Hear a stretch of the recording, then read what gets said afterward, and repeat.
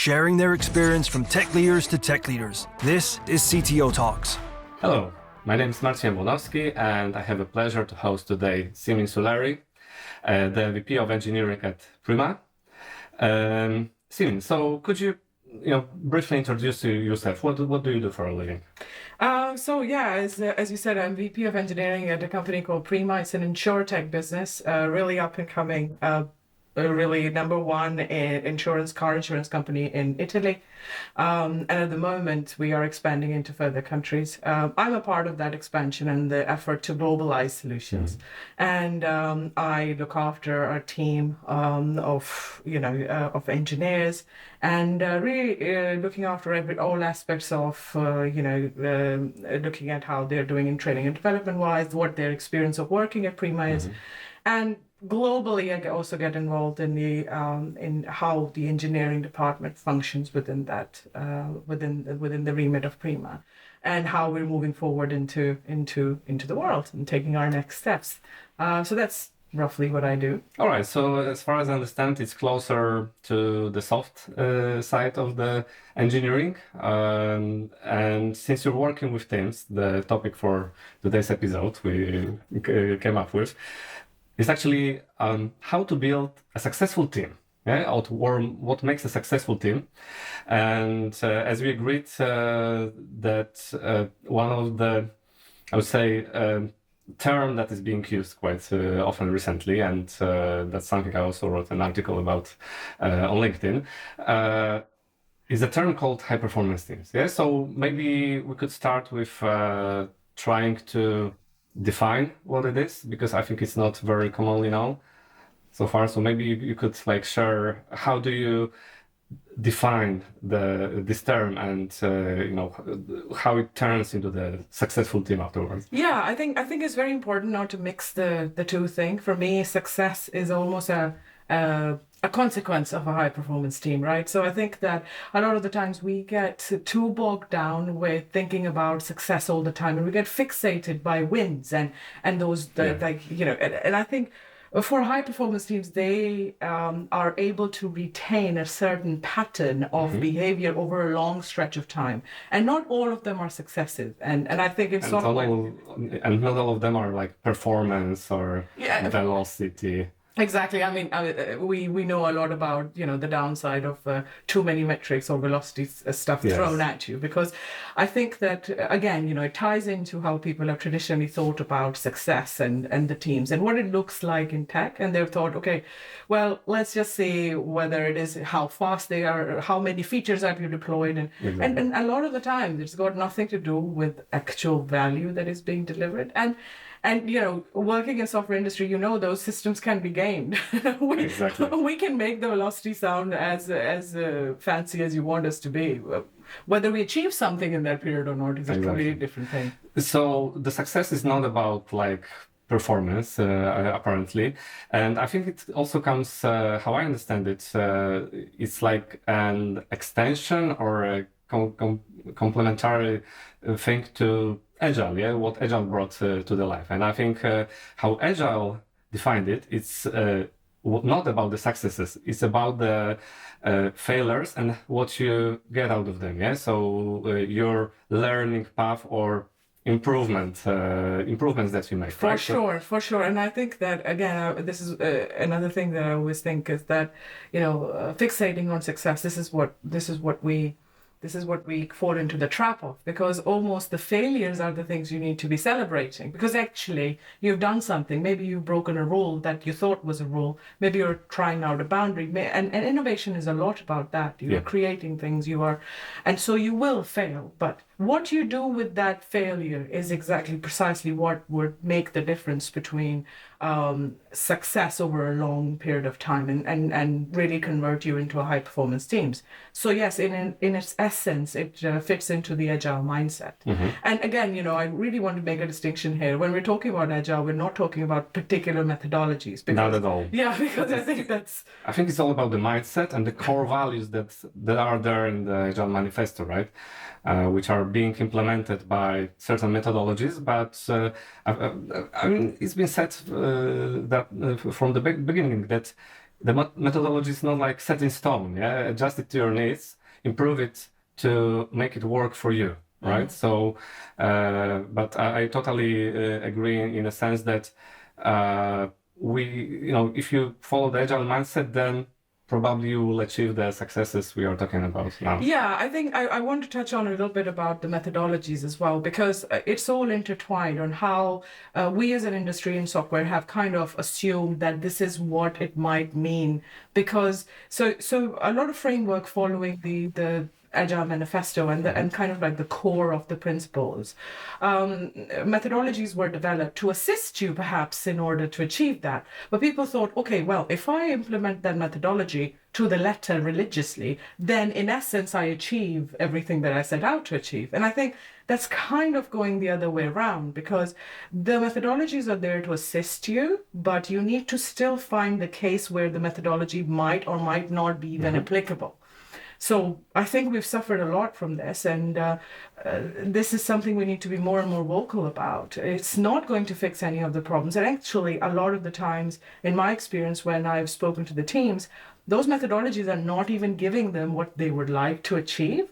So as long as you understand the core of Agile and you're following those principles, you should be methodology agnostic as far as I'm concerned. So you briefly mentioned it, yeah? So if you start doing something, you more or less, and I think this is one of the key elements of a high performance team, is to understand the goals, objectives of, I would say, an IT software delivery team, right? So, like, what would be in your opinion, what would be the set of goals or objectives for such a team that makes sense, yeah? That make it work in an agile way, or in a way that gives something to the company. Yeah, so I would say I will go back to the core foundations of Agile principles. And I think one principle that is often overlooked is the team interactions and the cohesion of the team. And I feel like those kind of things and any objectives formed around that have really been the heart and soul of where I've seen long-term performance go up versus the teams who might have some successes. However, they cannot retain that level of performance over time. In that sense, if you think about agile teams, you go into an agile team, and we always say, so I attended this course in Oxford, Oxford Strategic Leadership Program, and one of the things they really spoke about is you go into a room and there is something you can feel, like it's almost tangible, but you can't see it. And that's the energy that binds the people together.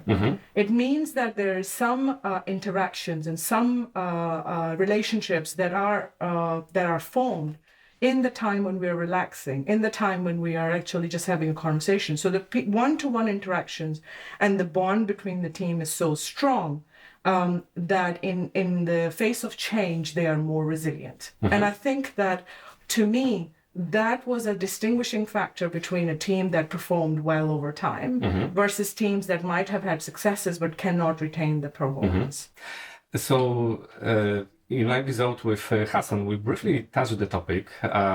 We talked about the value of relationships in the team. Yeah. So I referred to organizational psychologists we cooperate with, who's saying that like the personal relationships are not the key in order to build this kind of bond. Yeah.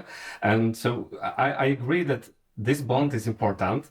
But the question is how to achieve that. Yeah. Because you can, probably have great relationships with your teammates. I don't know, meeting after hours, going out, do some bowling, and still it doesn't mean you're going to be successful in the company. Yeah. And you're going to perform well under stress, meaning that the team would be given certain tasks that are like time boxed and they are quite difficult to implement. Yeah. So do you know, like, what makes this kind of bond? Yeah, how to create it? Because I think it's not a science. Yeah. Yeah, no, I think it's definitely an art, I would say. The one thing I would say is that, okay, so when we're forming that team, the core of it also is the vision that binds us. Okay, so this is where the leadership of the company is very important, and what the business and how the business really identifies itself. So, in terms of, let's say, Owen Eastwood's, Belonging, if you read that book, he talks about the story you tell, right? So what is your core story? And I think that as long as companies are working on creating that core vision, and the people can realize and see, because they can see the vision personified in the values and the way people behave, they kind of stand behind that. And really that then goes beyond a team and goes company-wide. Now, that's something I feel like that creates the team. And then outside of that, you can start building, because let's say we are all aligned on certain values. We all buy the story. We all believe in that story. And then we also believe in the values that bind us in the day-to-day actions we do for the company. So what is bringing the company more value, and the way we go about it, in the way we behave with each other, with the teams. So in the premise of that, then that's your playground to go in and form those kind of experiences together. For example, eating together, singing together, and doing karaoke together, or something like that.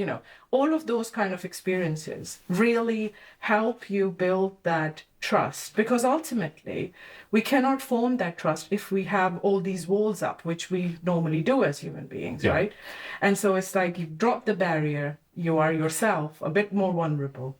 So I would add on top of what you said. So I think that, and this is something also that I know about building good teams, is one, the vision or the values that the company shares, but also, first of all, it needs to be communicated correctly, in a sense that it needs to be understandable by the team, or translated into probably more broken down goals, objectives for the team.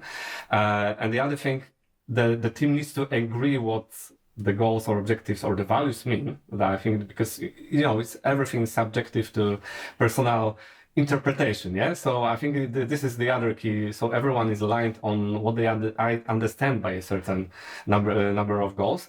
And the other thing that I believe and I heard is also very important is that the company goals and the team goals need to be congruent with personal goals of team members. So let's take, for instance, like company, this is probably something that I experienced personally.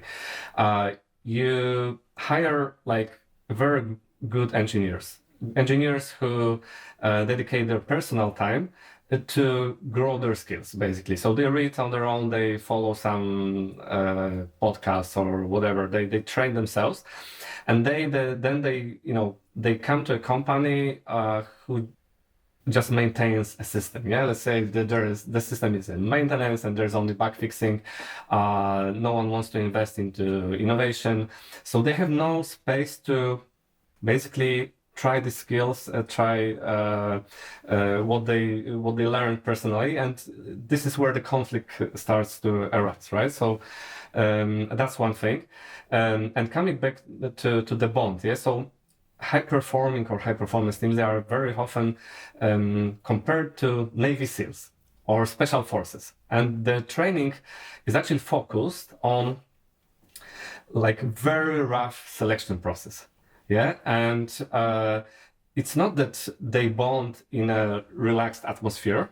It's what they like the team members or group members go together under very difficult circumstances. Yeah, so it's in contrary to what you just said. Yeah, because what you said is building the bond while having a lunch or a meal, and So what is actually what works? Maybe Yes. both things Well, work, this is the point I was going to make. Actually, there are many ways in which that bond can actually work. And one of the ways if you think about a lot of the stories that come out, if you reading about people's experiences who have particularly, let's say, lived through trying times or have had their childhood through really difficult scenarios or situations, or perhaps they felt very unsafe, and they're facing the world together, and the world was like them and we were us. Exactly. So fundamentally human beings are and any neuroscientist would tell you that we want to form this kind of us versus them mentality, and I think a lot of the unconscious bias is a result of that. I think it's just a matter of identifying yourself with something. And yes, precisely. And again, if there is a fight that you fought together, that is also another experience that you have done together, which makes you form a part of the group because you've had to fight together. So there is a lived experience. But what I'm trying to say is that doesn't have to be an artificially created challenge that you throw at a team to make them bond together that way. It can also be achieved by creating scenarios where naturally or comfortably people can drop those kind of barriers around them and be a bit more vulnerable. So you can be vulnerable to each other in a challenge because you've got only each other to rely on, and it results in that. And or you can also be in a very comfortable environment where you're all kind of playing around or just messing around, and then you can also feel like that. So ultimately the two situations achieve the exact same goal.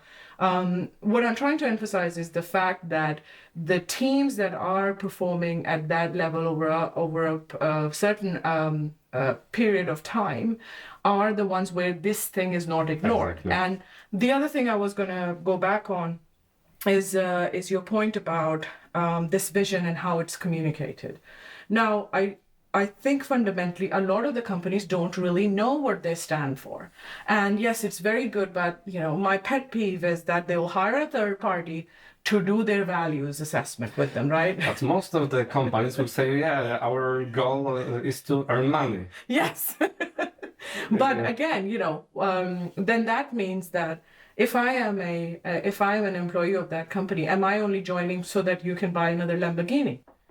What is it in it for me? Again, we said before that ultimately you're thinking about it in a little bit of a selfish way, but we tend to perform better when we have a higher than us story that we can be a part of. So even if it's making money, if you're telling the story, every business wants to make money, so you're not unique. But it might be that perhaps you had a business and it has a story behind it. So one of the businesses I work for is a 75-year-old business, and yes, the goal of the business is to make money, but it's got an amazing story where this guy started this company with one employee, his wife,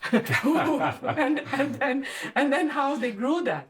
And when I joined that company, the chairman of the company tells that story, and I feel a part of that journey now. Okay. I'm a part of that family, and I want to add to that because then I have a little part to play in the big story over nearly a century. Yeah. So actually, it plays well. You probably know this philosopher Harari, who wrote a book *Sapiens*, and what he said is that. Like over centuries, people gathered around ideas. Yeah. So in order to build anything more than a tribe, they needed to come up with certain ideas that glued people together to achieve certain goals. Yeah. And I think that this is what you were just saying. Yeah. You need a bigger idea to have a group of more than probably 7 people to work towards the common goal. Right. Yeah, and I think again, we talk about lots of teams over time.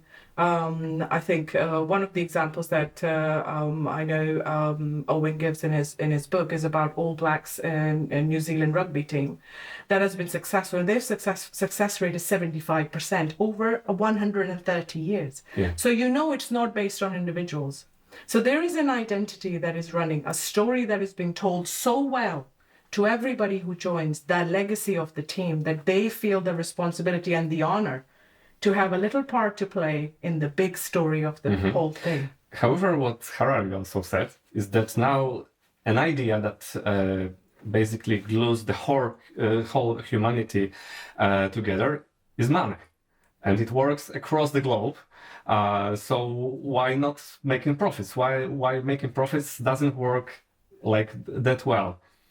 I think that I would argue that there are many ups and downs with that, right? So when you are thinking about that kind of extrinsic motivation, such as money, the dips would be your dips and the highs would be your highs. And I think that if, in essence, if you are aligning yourself with the purpose instead of an outcome like that, it gives you a sense of almost longevity, because what you're doing is fundamentally you're making your story infinite. So you're becoming a part of a narrative, of a story. You're stringing yourself with some.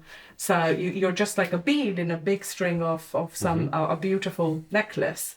And so it doesn't matter how the world around it fluctuates. It's almost unscathed by whatever the environment is. Yeah. Because you are still a part of that story. So I do believe that having a purpose like that makes you more resilient and more likely to form a purpose. But I would add something to this, that you are more resilient, but you also need to be able to adapt. Yeah, or maybe not the idea, maybe not the values itself, but the way you work or tackle the external world, right? Okay, I have a feeling we spent too much time on this. One more thing I would like to get back to. We talked about trust being one of the, I would say, key elements of high-performing team. And I think what defines it pretty well is something you mentioned, yeah? So that the team or the members can become vulnerable at some point.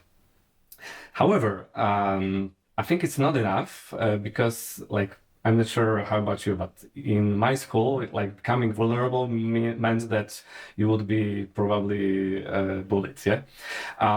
So, you know, it's not easy for people to become vulnerable among strangers, basically, when they meet in the company, right?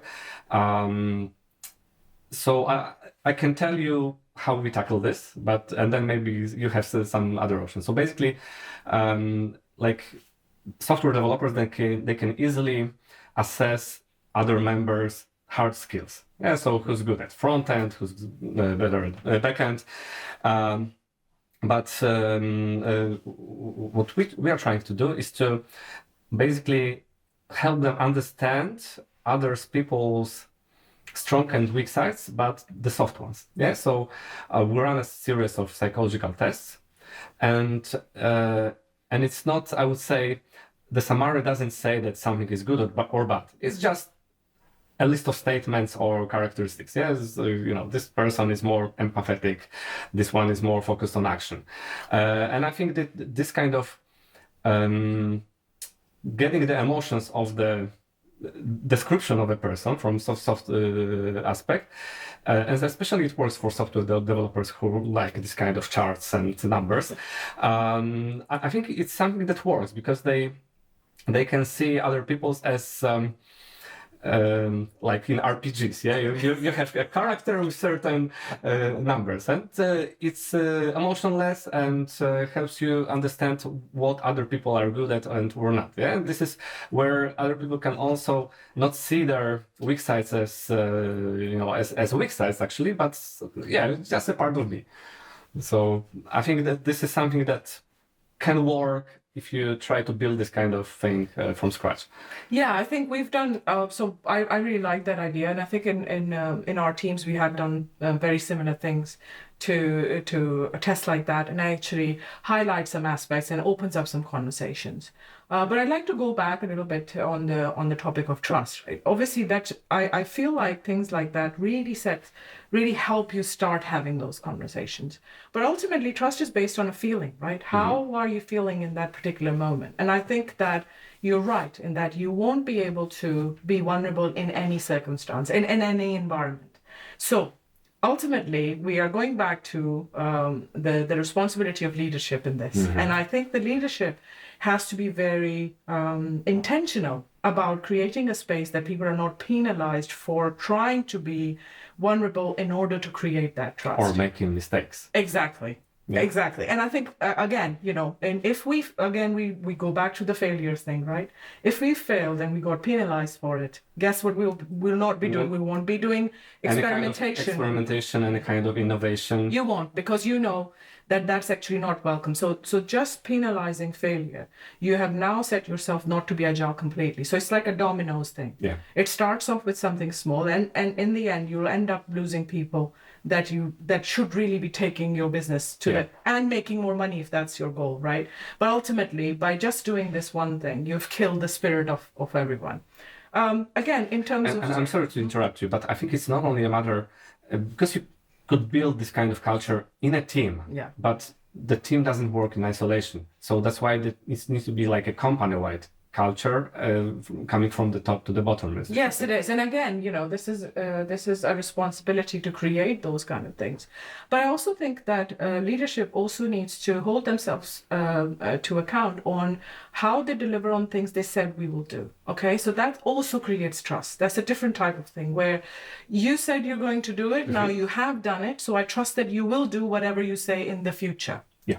And therefore, that also creates trust. Even me...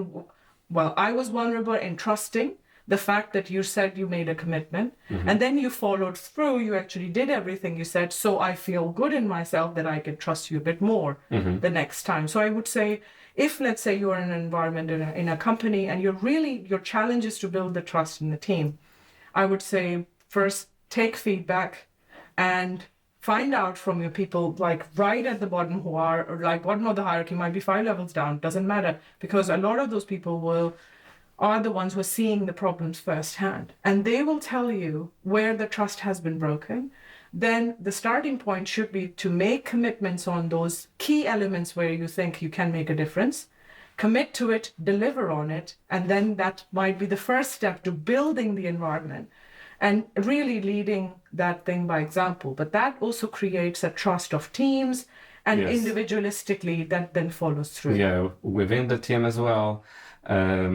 So I think this is another characteristic of a high-performing team. One is, I would say, self-sufficiency and like this kind of responsibility. So the team can commit to something and will do everything they can, even though they may fail, which we accept, to deliver against their commitments, right? And I would say that they may fail the first time, they may fail the second time, they may fail the third time, but if they have mechanism built in to learn on the failures, at some point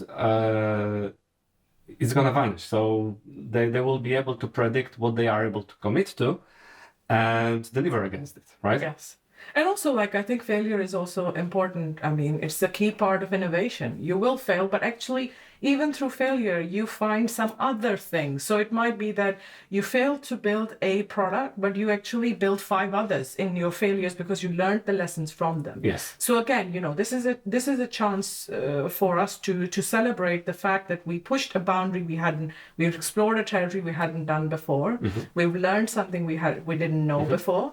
And this is how we're going to now incrementally improve given the learnings that we've got. Yeah, and I think what is crucial to achieve that is not only building this kind of thing, but also empowering the teams to do what they need and how they need to achieve their goals. Yeah, so this is called management by objectives, but this is also something that comes from military, from special forces, where they are being sent to distant places in very difficult circumstances, and they cannot plan every scenario because they don't know what's going to happen on the place, and they need to make decisions on the ground when they see and assess the situation on the ground, right? So, and without that, they would just fail. If they had a scenario to follow, very likely they would just, the first failure, they would just probably go back or It's hilarious how many like parallels there are between military and software development. It's just this is something I realized very recently, because so far I've been thinking that military is very much top-down, hierarchical structure, but it seems what I learned, especially after the war broke in Ukraine, that in NATO kind of army, it's the complete opposite. So it's like I thought that IT was unique by having agile and adopting this kind of thing, but it turned out that it's been already there before we found it in IT. I would also say that we deal with unknowns all the time, and I think again, like you're saying, not very different from Battleground if you think about it, in the sense that when you go and even building a system like Greenfields, or especially if you are in the startup market and stuff, you're exploring so many unknown territory, and again, those kind of things. What are the key principles that will hold you together so that you can still make progress in something you haven't done before, technology that you haven't tried before, you have no idea what skill set is needed, but then what are the core foundations that you need to set in place that will still hold you while you're trying to explore? So those kind of like foundation level things that hold you together are still like the most important bit. And I'll come back to the point that in the times of challenge and figuring out the unknown territory, those are the things that are really that really create an impact. Yeah. So maybe we didn't really touch on the benefits of having a high-performing team.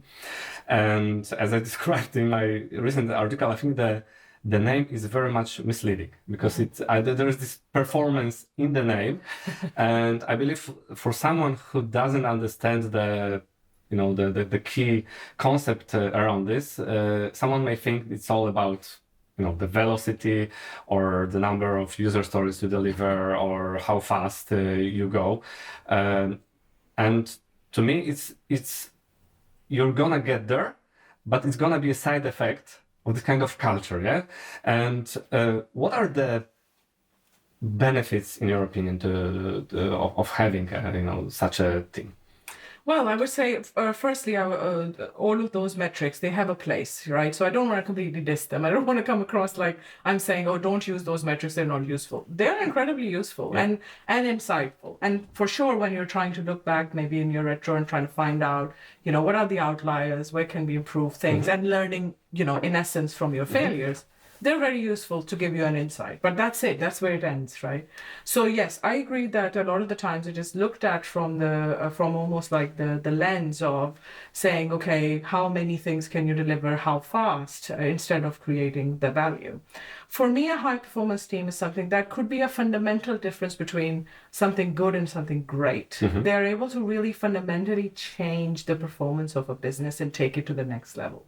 So it's not just in the experience of the developers or the engineering community that it creates an impact, but really builds a story to move us forward, because they will be pushing the boundaries, they will be doing the innovation, and they will really be creating value, and they will be focusing their attention on value rather than speed or velocity or whatever. And what's the value?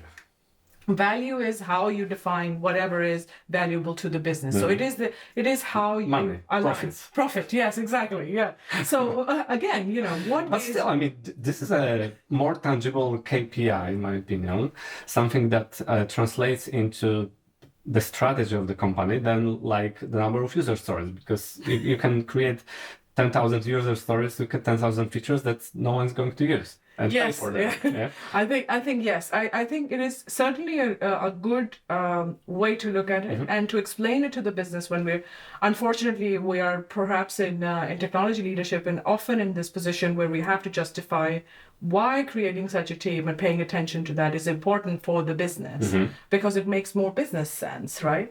However, it's almost not quite so straightforward. So if you were to link a KPI of making more money, very simplistically, into this high performance team, then it's very easy to beat them up with that number, right? So unless you have got all the fundamental things in place, that's why I am a little bit apprehensive of making the commitment directly to the KPI of making more money because there are things out of your control as well. Yeah? Yes. So it's about marketing and sales and everything.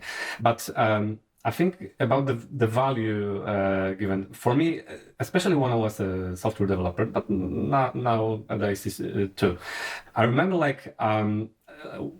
I was working for an insurance company here in Poland, and we created like a system to book appointments for health insurance, basically. And like 10 years later, like 3 companies later, I went to one of the medical facilities, and I looked around the shoulder of the lady at the reception desk, and she was using exactly the same system that I created like 10 years ago. And I was like, oh my God, that's so satisfying. Yeah, it's like that it still is, and that someone actually uses it. And I think this is something that also is important to engineering teams, to see that what they create is actually being used.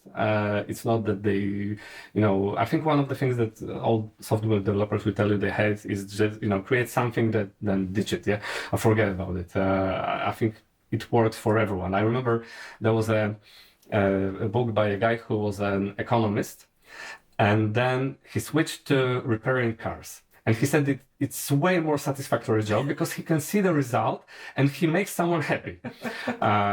Yeah, no, I think that's really, really important. And I think that's where value and impact comes in, right? So a team really needs to understand, again, where's their story fitting into the story of this company. They want to know that, this high performance team really took us to the next level of so-and-so, right? Yeah. So I think that we also need to be very good at telling stories in the sense that a lot of the times, if we are in tech-enabled businesses, so their product is not a technology thing, there's not a technology offering, but really the product is something else, but the technology is enabling that product to be sold or something like that. In that sense, you will never have the engineering or technology as your hero function because actually it's probably going to be marketing of that product or something that you're selling. In those kind of companies, very important that you tell the whole story because you tell the people, so people see the exact value that they have brought into the picture and how you've moved to where you are given that.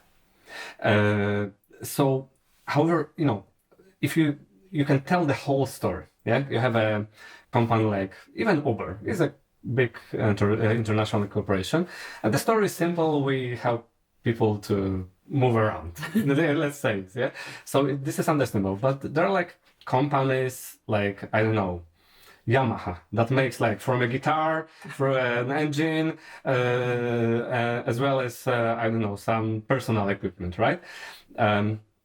And it's not easy to sell like the whole story, yeah, for in a company that big. But what I would say is that something that is being adopted now in IT and probably in other industries too, is to create like smaller stories, yeah, and build teams around a certain product or a feature teams, right? And I think even Tesla adopted it to building cars, which historically you would think that, yeah, I mean, it's like linear process of assembling a car, but they turned it. So I'm not sure if you are aware, they built product teams dedicated to building a certain model of a car, cross-functional teams in, let's say, one place. Yeah, so it's like Europe was for Tesla Model X, as far as I remember. And I think this is also something that can work pretty well for large corporations, where you break down the whole story into a series of smaller stories. Yeah, I think that's so important also, because I think that if the story is not relevant to what I have done, like if it's too vague and saying, oh, by the way, the thank you to the tech team as well. And you think, okay, well, it doesn't actually tell Or me. don't be evil. Or Yeah, yes, exactly. So what does it mean for me? I need to code today. yes, exactly. So I think in that sense, you're right in that we need to, again, I would say leadership at all levels needs to make sure that when they are telling the stories, they are telling the right stories at the right level, right? And breaking it down so that it's relevant. Any story you tell, if it's not relevant to me as a part of the team, I might as well hear it on somebody else. The other thing I wanted to say, again, linking back to the high performance teams topic that we were doing, is that when we don't have that internal story broken down to the point where we see our own relevance, then we need to, again, tie ourselves up with a story. So, for example, if we are not finding within the group a certain story and we think, okay, well, whatever we do is not relevant, and we see out on the media about like, this is what we are, this is a brand. So we try to almost identify with this story that doesn't really Where's quite the make link? sense. Exactly. Where's the link? Yeah. And that's why people then in the end say, well, it's just a job. I don't know what I'm... So the purpose and the energy that actually binds us, that is not there. This misalignment, it doesn't work in the head, yeah? Yes. You feel that something's not right. Yeah? And I think it's more common in bigger companies than smaller companies, obviously. As you become more and more successful, so again, it's a problem of scale-ups, not startups generally. Yeah. Because startups, people actually know, they have a purpose, they're fighting, and also they have a lot of challenges. So that binds them together much, much better. So there's a lot to learn from that. But it becomes harder and harder to replicate that as we grow.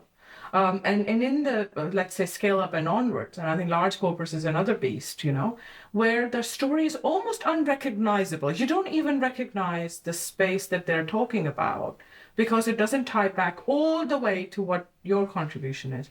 So recognition and storytelling, but truthful storytelling. Yeah. Right? So people are very good at identifying when you are basically bullshitting. Yes. Or that something is fake. Yeah. Yes, corporate jargon, nobody likes it. And in tech, I'll tell you, if they hate something, very few things they hate more than this jargon that people can throw at them. So if, let's say, you plaster these values on your wall and you say to them, how does it link to you? When actually it's not their lived experience, they will be the first ones who will be saying, look, we walk out because that doesn't make sense. So yeah, those small stories need to make sense to them and they need to find their value and their link to those stories. Yeah. So how I would sum it up, and this is something I heard in terms of like the benefits that this kind of things give to the company. This is something I heard somewhere, is that like this kind of teams make the right thing and they do it right. So basically they it's not only about bringing value to the world, but also a high quality value. So they focus on quality as well by improving continuously, right? Maybe one more topic before we wrap up. We talked a lot about the role of leadership, and only one thing that we mentioned was, let's say, passing on and telling the story. But I think there are many companies, especially like maybe not old school, but existing for years or centuries, that have like very hierarchical structures, multi-level management layers. What is the role of a manager, middle management, when working with such teams? Because we talked a lot about empowerment, about self-sufficiency, about the goals of the being responsible. Is there a place for middle management still in? You're gonna probably get me in trouble for saying things, but I think right. So I think we are having a moment as an industry with the middle management right now. I think that I've seen it across different industries, and right now we are finding our way and understanding the role of middle management. Where I've seen it is that it is nearly an impossible task to attain. Where people where middle managers are trying to really do their best they can. They often don't have that much autonomy, and they if they're not very technical, then we want them to be really the technical type. If they're not people oriented, we want them to be really people oriented. So we want this one size fits all kind of thing. And also, like, we want this all encompassing thing. But really, we need to fundamentally ask ourselves, what are we trying to achieve through these roles? Because I feel like there is a almost a cluster of responsibilities that a self-organizing team can organize around with, in some circumstances, and not all, in some circumstances, perhaps not needing even a middle management layer. But we need to really identify those responsibilities. Is it technical leadership and direction? Yeah. Is that the vision? Is it actually supporting different ceremonies that the team is doing? Is it training and development plans? Is it something different?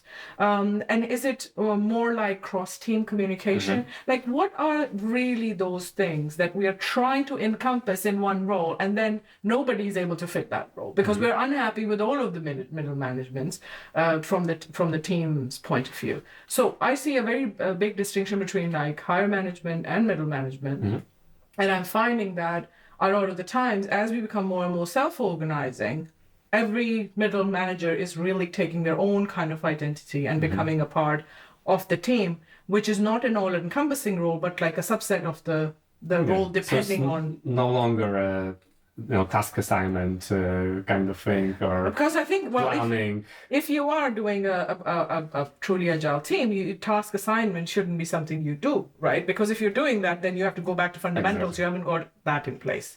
So I think that where I would say I see more of a role of middle management where the teams are really being set from let's say ground up. And they don't have those foundation level things set up, right? So somebody's got to go in there and set all of those things up so that and get them to like norming stage, and then moving on from that point, right? Because at the forming stage, the teams a lot of the times haven't found their ways. They haven't maybe there isn't an awareness of how agile works. And I mean, there are teams like that. Yeah, of course. And so just to set the foundation. They misunderstand how it works. Yeah. That's it. So they're just so, okay, well, that means Scrum and stuff like that. And I agree. So I would say that now this kind of product-like companies was becoming a market standard. What I'm seeing is having engineering managers, so people who understand engineering pretty well.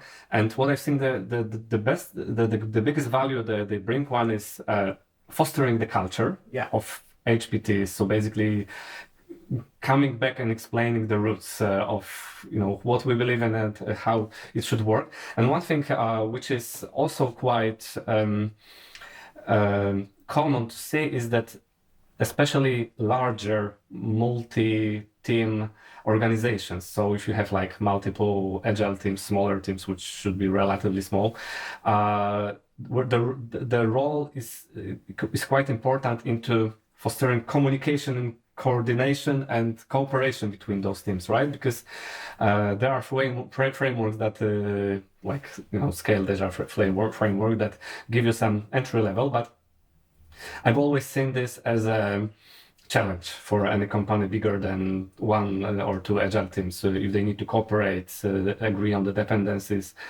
So this is where I see also the yeah, and also I think there is something to be said for the coordination efforts that they do, right? It's not like, I would say, understanding your role within that team and almost thinking of yourself as this like fuel that is keeping the engine running. So whatever needs to be done, you do it, and to move the machine on and to make sure all the parts are running very well. So you oil the machine, basically. Like libero in volleyball. Yeah. So it's a role that does it all in between. Yes, yeah. And I think again, there will be a time when your team becomes so self-organized and self-sufficient that there might not be that much for you to do. That is also fine, because I think that then it is for you to take on maybe some other challenge of stretching them towards innovation. That means that you've gone through the forming stage, and now you've even, if you're norming, and then you think, okay, we've gone past that, Now you're at performing stage, which basically you've kind of gone through that whole journey, and now it's a time to change things, to challenge more, to maybe introduce innovation, and to make sure that we are collaborating. Because software teams also have a tendency to kind of group and treat ourselves in a silo. Yeah. So almost, because what I noticed is that their, I would say, identity with the team and the feeling of being a part of a tribe makes them think in an, I would say, about other teams as opponents, Yes. or competitors to what yes, they it's do. us versus them again, right? Exactly. This is my tribe, and that tribe is them, and this is us. And I think that they can play a really good part in bringing those teams together, and that should be like actively something they work on anyway. Yeah. So yeah, I think they still have a role, but I think the role is evolving, and I think that where that is not defined and not understood by the companies, they almost think, well, why do we need them anyway? And actually removing them is probably not the wisest thing for a lot of organizations. Yes. Okay, so I like nowadays it's this kind of ESG thing happening all over the place, and many companies are implementing some diversity, inclusiveness policies. Do you think because I heard some people saying that diversity helps building this kind of high performance teams, but I'm not sure about that. Do you have any opinion on whether inclusiveness and diversity helps build a good working high performance team? I think before we go and delve deeper into high performance team and how diversity and inclusion plays a part, we need to take a step back, really, in the sense of where are these fundamentally these rules and these kind of policies coming in from? What are we trying to achieve? Yeah. So we've established that perhaps, in a high performance team, if we have a diversity of thought, people from different backgrounds, they will challenge more ideas because they will bring different life experiences to the table, right? And therefore... How about, if I can interrupt, Yeah, of course. how about if they don't challenge because of their background? Yeah, exactly. So let me get to the point I was trying to make. So basically, if this is a presumption that sits behind a lot of these things, and then you build some policies on top of it and think, okay, if we bring all of those people to the table, they will challenge, and the ideas would flow. We'll be pushing more boundaries. It will be something we haven't explored before. So I do get the intention. But the question I want to ask a lot of the companies who are going down that route and implementing is, what makes you think that you're ready to bring in anybody from a diverse or a different background? So, because a lot of the times the companies haven't done the exploration of finding out their own vision, their own identity first, and then they are trying to perhaps go and find these people who are perhaps different in any, ethnicity or gender or whatever, and they're bringing them to the table. So in order for anyone to establish and actually communicate their ideas, there is a fundamental notion there. They will feel like their story ties into the story of the company, and we're coming back to the same theme again. They will align with the values. They will feel like they are in a space where they can be vulnerable and actually safely do that. They have established trust and all sorts of things that we've already established are the core foundations of setting a high performance team. So I would say that it will bring back to the same point, right? You could be fishing in a small pool, or you can widen the pool and actually fish in a bigger pool and get people from around the world coming in. But if you're not fundamentally ready, then you will never be able to incorporate any of those diverse people who come in. So what you're saying is actually it has nothing to do with where you come from, who you are, but it's about the values and the principles you believe in, and whether you buy the story of the company. For sure, because assuming that, let's assume that you have a set of people who are buying into that, and then you have a core team, and now you've expanded and perhaps hired. You wanted to be more diverse again. Very good initiative, good intention behind it. However, if that person who's walked through the door is unable to feel like their story is somehow linked to your story, and you haven't been able to include them in that overall picture, they will not actually add to the ideas pool, and they will not be included. So it is very important that regardless of whether we are building, again, spreading the net further than the pool we've fished in before, or whatever we're doing, if we haven't got those foundations, so regardless of what you do policy-wise, it would be a failure. And in some cases, I have actually seen it to the detriment of the to the diverse, let's say, ethnicity or gender background. And it's actually to the detriment of them, because now you had a quota that you had to fill in. They're already feeling like an outsider. Exactly. Then you haven't been able to sell the story and link it to their story, and you haven't put those safe spaces and established trust. So you've actually done a disservice to them while trying to do a good thing. But so we're talking about the diversity in the high performance team, which, I mean, it doesn't need to bring anything new to the table, or it doesn't foster building this. But I would say that on the contrary, it's much more difficult to build a diverse, inclusive environment in a not where in a culture where you don't have this kind of safe environment, where people can feel share their feedback and their opinions freely, and where they can be vulnerable.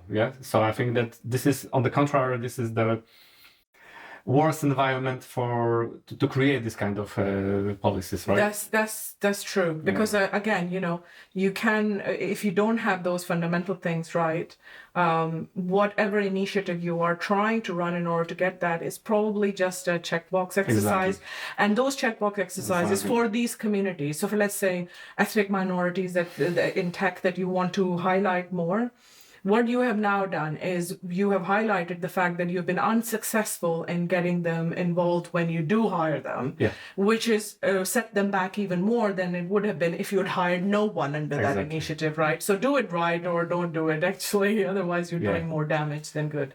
And very often this kind of ESG is being leveraged by companies for marketing purposes, not necessarily that they want to do something about this, right? Yeah, and I mean, we talked about this where the smaller individual story doesn't actually link to the larger story. Then you look up to this commercial exercise, and this is precisely that. This is the values pasted on the walls that on day to day don't mean anything for the people who actually work in the company. Fake. Yeah, so it just doesn't. To me, it doesn't make sense. Again, we go through these times where a lot of these kind of initiatives come to the front, and then you think, okay, but what does it actually mean individually? And this is something very close to my heart, because I work for, building a community for women in tech, building a support network. But it's not just a support network. What we also try to do is to get companies behind the idea of creating those spaces, so that the women who are there, we create an environment for them that they are included in those conversations, right? So I think it's less about getting the percentage and more about creating those environments and sending the foundations right when we do have the people existing in our teams. Exactly. Now, another question around building HPTs, So, I mean, now after the pandemic, the IT world went remote, basically. And at least my experience is that it's quite difficult to build or maintain, maybe no, but to build a well-working HPT in a remote fashion. And I'm not sure what's your experiences on that topic. Do you have similar observations or? Yeah, so I would say that pure remote work has got its challenges, and we all know. And I think that some of the things we talked about before is the building of those connections between people.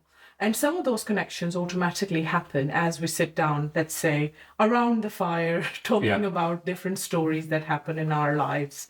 And, an equivalent in modern times would be sitting in a restaurant, having a drink with a friend or sharing some food or something like that. And what I found in my experience is that even with remote first work where you're designed to document things and you have regular touch points, which are all very important, there are some key foundation things you have to do in person. So in my mind, it is not at all just possible in the remote world. You also have to think about it more in a hybrid way.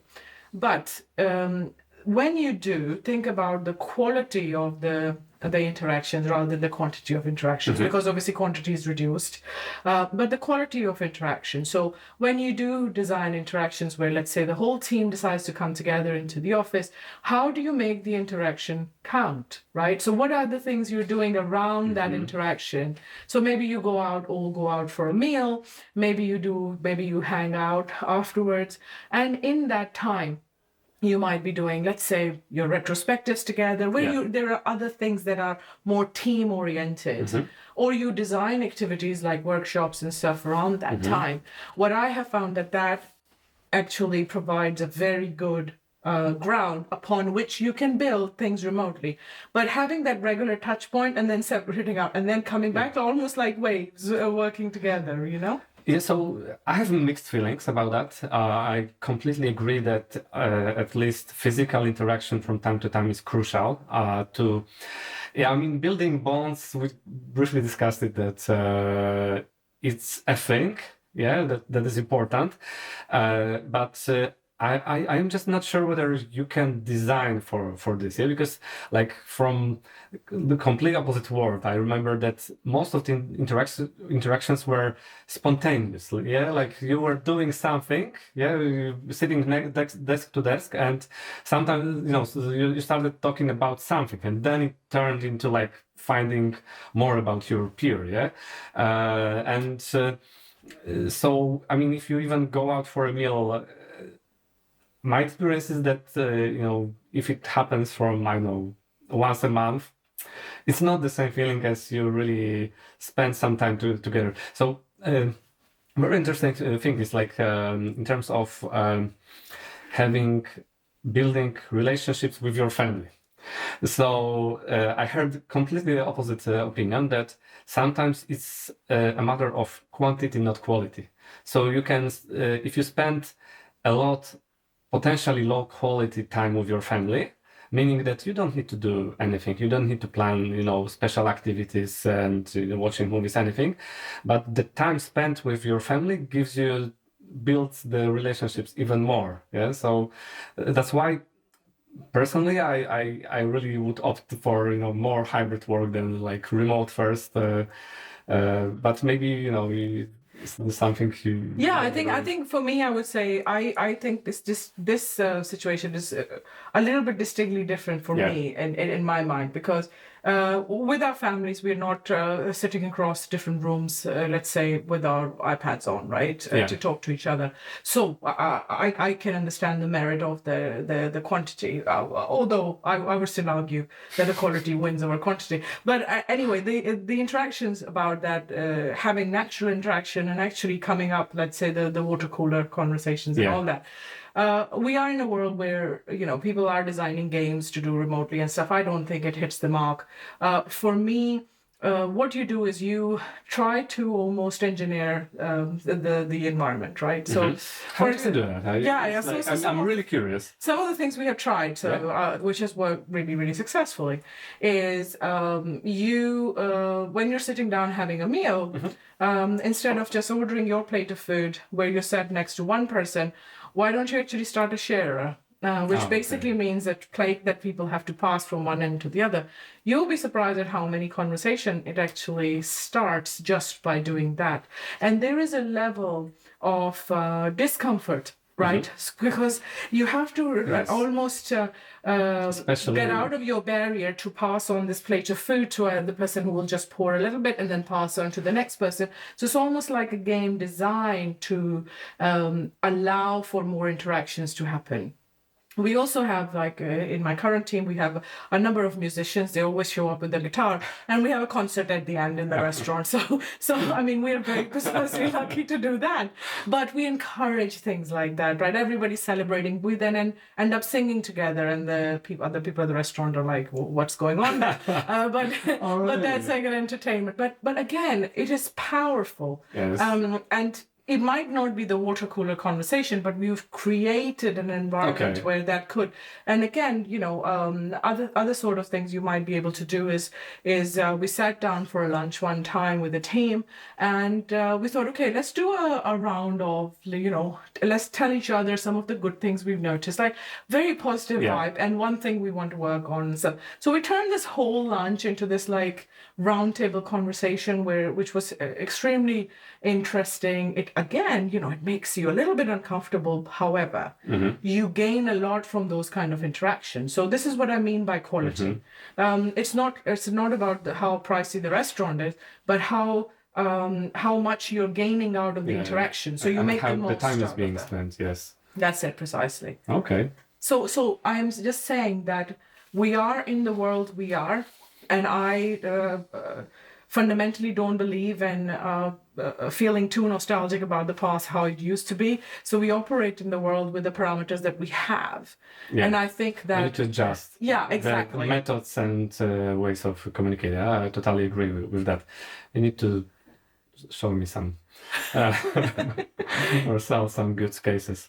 Yes, because I do think that what I have felt that the people who are coming out of those interactions are actually closer. They are the ones who, and then you figure out that actually those people, some of them actually then choose to spend a bit more time together afterwards as well. Yeah. So even though you might think it's not happening around the water cooler, however, it's happening somewhere, and you're the one who's starting to build those links that can trigger into those conversations. And I think this is something also that helps build this kind of link between the teams as well. Yeah, if you do this cross team, then it's not them anymore. Yeah, you know their names, you know their faces, and you can consider them a part of a bigger picture, right? Yes, for sure. And I think that we're all together when it's a karaoke round going around. So we are as bad as each other in terms of singing. Some are better than us, but I think that it's that's the point of all of that. I also believe that a lot of people, especially in leadership, you are expected to be ultra serious about your role, because you almost can't appear to have fun too much, because then you're considered like you're not focused on the real goal. But I'm telling you, the way to get to the goal is to have fun along the way, because you get there faster, you have laser focus on that. And I'll tell you something interesting. So my daughter is attending a school in a Finnish model. And Finns, they are known for great results in tests. However, what they do, they basically use research that helps them build their education system. And one of the things that they are trying to do, or that was proven scientifically, is that children, I assume adults as well, learn better when it's fun than when it's just a chore. Yeah, so I think it also applies to a job. Yeah, if it's fun, even if it's a stressful fun, yeah, it's like you get some constraints around you. It unleashes creativity, which is quite important in higher HPTs, where you need to have people constantly coming up with innovation solutions to the problems. And if it was a stressful environment, like everyone would lock up and just keep things for themselves. I really like that idea, and I think I can't emphasize enough that constraints are good, actually, because we operate within software in this immense world of possibilities, where many different ways from going to A to B. Yeah. And therefore, any constraints that are put on us make us more creative, make us more almost aligned and focused on the goal. So I have an example of one of my teams where the company was so great. They just said, well, do it as long as it takes and just deliver this thing that we want us to do. And we actually went back to them and said, can you give us some timelines? Because we're going crazy with this immense flexibility. You have to put some constraints on us because we are looking retrospectively and you know, there's no motivation to do anything. Because everybody's just lost motivation. And they couldn't, the business was like, what? Like, how is that possible? But I'm telling you, this is the truth. Like, this is a fundamental, like, it was almost hilarious to the point where we forced them to give us some constraints. And actually, when we transferred and communicated those constraints, everybody was more invigorated, motivated. And the company was baffled by this. But it's also the fact that, you know, there was this feedback loop where you could say, hey, it's not a comfortable working environment for me because I'm getting lazy, for instance, right? And this is important to have it blended in as well. Yes, but obviously, you know, if you give us almost no constraints, the problem with that is that we will look at solutions and we say, okay, well, I could have done this better. And we'll just keep writing that same microservice 50 times because it can be done maybe better ways. But I think that there is a time where you have to move on and make decisions and further on. So constraints are good. And a lot of the times we do our best work when we have constraints. And that makes us, like you said, more creative. It also links the team together better, right? That's because true. Again, that's the challenge. That's the challenge. Yes. And just overcoming the challenge is also the team achievement, which makes them think. And then you celebrate something because you've achieved something. Exactly. You've linked together because there was a challenge that, again, your example of the forces as well, it comes into that. Yeah. And it's also a matter of, you know, solving easy problems. It's not going to bring you any kind of satisfaction if it's easy, right? And Yeah, so that's it. I think that's also another thing where when you're handing out challenges, make sure that the constraints, you are thinking also along the lines of giving enough of a challenge, because that's also something you don't want the pendulum to swing so much in the other direction that the challenge disappears. Yeah, exactly. All right, so wrapping things up, maybe we can wrap with, because everything that we said seemed like a beautiful success story of high performance teams, but what are the biggest challenges or the challenges you've seen implementing those? I think that one thing that often people don't talk about is the tough decisions you have to make in order to make a high performance team successful. And I think that even the endeavor of making them, so with the best of intentions, if the businesses are really getting behind the idea, they understand the value of them, they really want to go ahead and do it, what are some of the challenges they'll feel? And one of the biggest things is that you will have to make choices along the way that you might not be comfortable with. Because if you... For instance, a lot of the times you might have to part ways with some people. Mm-hmm. And I think this always becomes tricky. If a person, let's say, was there since the inception of the company, but really, and I think this is a topic that is so important in this context, because one person can really create the difference between having that kind of environment and not. So when the companies are getting behind the idea of high performance teams, they also need to buy into the journey that comes with it. And in that journey, you might have to part ways with people who might be toxic to the environment, or sometimes those kind of teams are not for them because they are very used to saying, let's just give me work assignment, tell me what to do, I need to go be home at 4 p.m., don't care about anything else, right? So there are people like that, and more power to them because they have their own journey. But it will become a place which probably is not very comfortable for them. But you as a business need to be sure that you are able to make those calls when needed. If you delay them, you will be affecting the performance of this team. If you are not taking those calls, you are directly impacting the progress.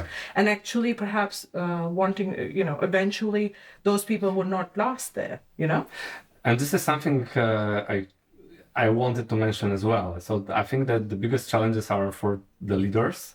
And one is what we already said about defining the goals and enabling the teams to do what they want. But the other thing I found quite challenging to many leaders is that high-performance teams ask uncomfortable questions Yes. and they challenge you. Yeah? Yes. So it's not always that you can say, okay, we're going in that direction.